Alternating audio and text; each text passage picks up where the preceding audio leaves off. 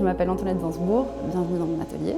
Je fais de la sculpture, de la peinture, beaucoup de dessins et de l'installation. Je travaille beaucoup sur les thèmes de la nature, de la régénérescence de la nature.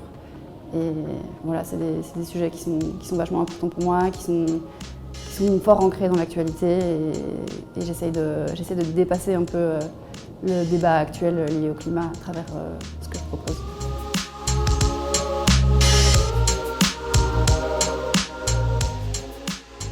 Ici, on est à Triphasé. C'est un projet que j'ai cofondé il y a 2 ans et demi avec une amie qui s'appelle Alice Pandolfo. C'est un endroit avec une douzaine d'ateliers d'artistes où on promeut le travail des jeunes artistes émergents, souvent qui sortent d'école. Et voilà, le but c'est de leur offrir la possibilité d'étendre leur pratique dans un bâtiment qui est adapté à leurs besoins. Et il y a également un espace d'exposition qui s'appelle l'espace Triphasé au rez-de-chaussée, où les artistes qui font partie du projet et certains artistes extérieurs aussi sont invités à expérimenter le médium de l'exposition. Le point de départ de cette installation, qui s'appelle From the Ground We Love, c'est une réflexion que je me suis faite, que je me fais souvent à chaque fois que je suis confrontée à l'immensité du monde naturel qui nous entoure. Donc moi je suis une citadine, j'habite à Bruxelles. Et en fait, en tant que citadin, on a tendance à oublier l'immensité et la vastitude du monde naturel. Quand on y pense, il y a 30% de la surface de la Terre qui est recouverte de forêts et les 70% restants sont recouverts de mer et d'océan. Donc, quelle place est-ce que ce pourcentage laisse aux villes et à toutes les surfaces bétonnées qui nous entourent? En fait, on a tendance à l'oublier, mais l'immense majorité des humains qui vivent sur cette planète, ils sont concentrés dans une toute petite partie de celle-ci.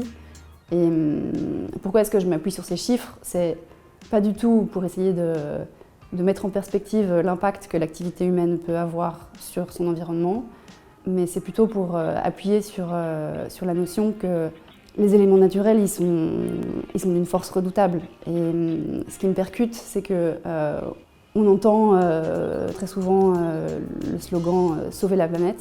Alors, c'est évidemment pas l'intention que je critique. Ce qui me percute, c'est que quand on présente les choses comme ça, c'est comme si on présentait l'humain en sauveur, alors que moi je pense que la nature n'a pas besoin de nous pour être sauvée et pour prospérer.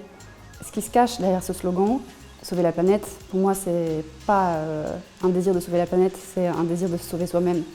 Je trouve que la nature est admirable dans sa résilience et donc je me demande que va-t-il advenir de tous les rebuts de notre société qu'on aura laissés derrière nous? Comment est-ce que la Terre va se régénérer? Comment est-ce qu'elle va se réinventer? À travers mon travail en général, je m'amuse à inventer, à imaginer des nouvelles formes de végétation qui généreraient d'une sorte d'hybridation et de mutation entre tout ce qu'on aura laissé derrière nous et ces nouvelles formes d'organismes qui vont reprendre le dessus, qui vont reprendre leurs droits. Et donc en fait, le choix des matériaux que je fais dans l'installation ont tout leur sens parce qu'ils participent activement au sujet de l'œuvre, sous la surface des choses qu'on aperçoit. Donc c'est une installation éphémère qui est faite en terre crue. Et à l'intérieur de chaque élément végétal se cache une structure soit métallique, soit en PVC. On peut même apercevoir à certains endroits cette surface en PVC qui apparaît entre les craquements de l'argile. Et en fait, le choix de ces matériaux, le choix du PVC, il s'est fait assez naturellement parce que il y a énormément de sites en construction dans le centre-ville de Bruxelles et notamment autour de la centrale.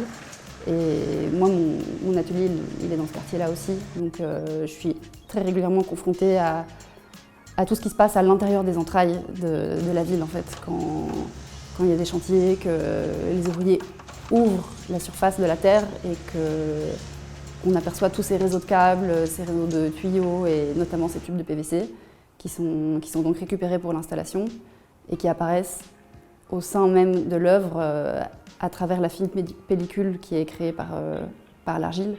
Donc ces tubes de PVC, moi je les récupère, je les sculpte et ensuite je les enduis avec cette préparation de terre et de fibres de chanvre.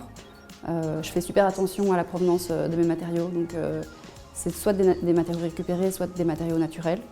La terre que j'utilise, elle a été fournie par une entreprise belge. Elle a été sourcée en Flandre, près de Courtrai. Et moi, je la reçois à l'état brut. Il y a aussi tout un travail de lumière qui est effectué autour de l'installation.